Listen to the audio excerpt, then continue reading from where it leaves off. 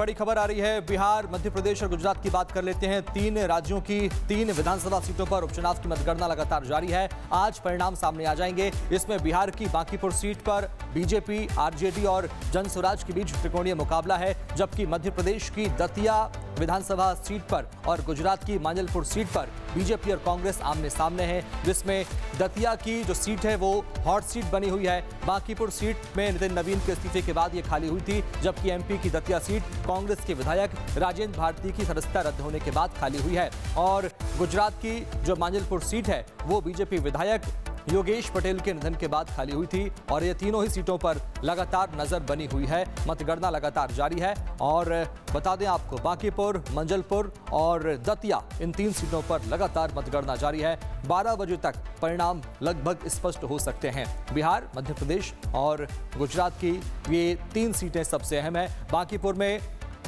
लगभग 34% वोटिंग हुई और दतिया में 71% वोटिंग हुई है। मांजलपुर में करीब 37.50% वोटिंग हुई है। ये आपको वोटिंग का प्रतिशत हम आपको बता रहे हैं, कितना प्रतिशत कहाँ रहा। दतिया में सबसे ज्यादा यानी 71% वोटिंग हुई है। बढ़ चढ़कर लोगों ने मतदान किया है। बांकीपुर में महज 34% के आसपास वोटिंग हुई है। मांजलपुर की बात करें, यहाँ करीब 37.50% वोटिंग हो पाई है। लेकिन अब कई दिग्गजों की दांव साख पर लगी हुई है। मतगणना शुरू हो गई है, करीब 1 घंटा बीत चुका है और उपचुनाव में कौन बाजी मारेगा ये देखना दिलचस्प होगा। बिहार, मध्य प्रदेश और गुजरात, ये 3 राज्यों की 3 सीटों पर सबकी नजर बनी हुई है। फिलहाल अब देखना होगा कि दतिया, बांकीपुर और मांजलपुर में कौन दिग्गज यहाँ पर। तो कहाँ कितनी वोटिंग हुई हम आपको जानकारी दे रहे हैं। बांकीपुर में 34.30%, दतिया में 71% हुई है। वहीं मांजलपुर, गुजरात में 37.50% वोटिंग हुई है। और हमारे साथ हमारे सहयोगी सत्यविजय सीधे जुड़ रहे हैं, उनका रुख कर रहे हैं। सत्यविजय, वोटिंग काउंट अभी उतना बेहतर नहीं है, लेकिन उम्मीद है कि बेहतर होगा दिन चढ़ने के साथ। पूरा अपडेट दीजिए, किस तरह की तैयारियां भी आप वहां देख रहे हैं।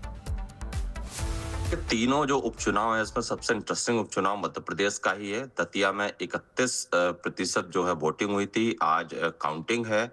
पहला जो राउंड होता है अमूमन जो हर बार की तरह होता है कि जो डाक मत पत्र हैं उनकी गिनती होती है। चूंकि मध्य प्रदेश की दतिया उपचुनाव सीट जो है, इस पर 451 डाक मत पत्र पड़े हैं, जिसका पहला रुझान कुछ देर में आ जाएगा। 15 राउंड तक ये काउंटिंग जो है वो चलने वाली है और सबसे ज्यादा वोटिंग इन तीनों उपचुनाव में मध्य प्रदेश के दतिया में ही हुई है। और ये चुनाव इसलिए भी इंटरेस्टिंग है क्योंकि 2023 में इस सीट से नरोत्तम मिश्रा, जो कि पूर्व गृह मंत्री हैं, वो हारे थे।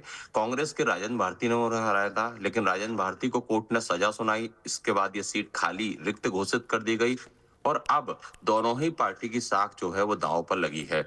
अगर भाजपा ये चुनाव जीतती है तो माना जाएगा कि बीजेपी में व्यक्ति नहीं पार्टी बड़ी होती है, क्योंकि जब नरोत्तम मिश्रा का टिकट कटा था तो दतिया में काफी बवाल हुआ था। उनके समर्थक सड़कों पर उतर आए थे, 11 घंटे तक हाईवे जाम कर दिया था, लेकिन इसके बाद भी पार्टी ने आशुतोष तिवारी को मौका दिया। तो बीजेपी के लिहाज से इसलिए महत्वपूर्ण है कि अगर सीट पर भाजपा जीतती है तो ये सरकार, संगठन और मोहन यादव की जीत मानी जाएगी। और ये जो मैसेज है बीजेपी जो हमेशा देती है कि पार्टी में व्यक्ति नहीं पार्टी बड़ी है, वो सिद्ध हो जाएगा। दूसरी तरफ राजेंद्र भारती जो हैं, जिनको सजा होने के बाद ये सीट खाली हुई थी, उनको लेकर भी एक बड़ा अपडेट है। देखिए, आज काउंटिंग है और कल राजेंद्र भारती को कांग्रेस की प्राथमिक सदस्यता से निलंबित कर दिया गया है, क्योंकि जो कांग्रेस कैंडिडेट इस चुनाव में मैदान में उतरे थे, घनश्याम सिंह, उन्होंने राजेंद्र भारती पर भितरघात का आरोप लगाया था, जिसके बाद कांग्रेस के आलाकमान ने राजेंद्र भारती को निलंबित किया है। तो अब आज शाम तक रिजल्ट आएंगे और इसके बाद ये तय हो पाएगा कि पाला किस करवट बैठता है। बिल्कुल, बहुत शुक्रिया सत्यविजय जुड़ने के लिए और जानकारियां देने के लिए। तो यहाँ पर अब शुरुआत हुई है मतदान की, उम्मीद करेंगे कि बेहतर वोटिंग काउंट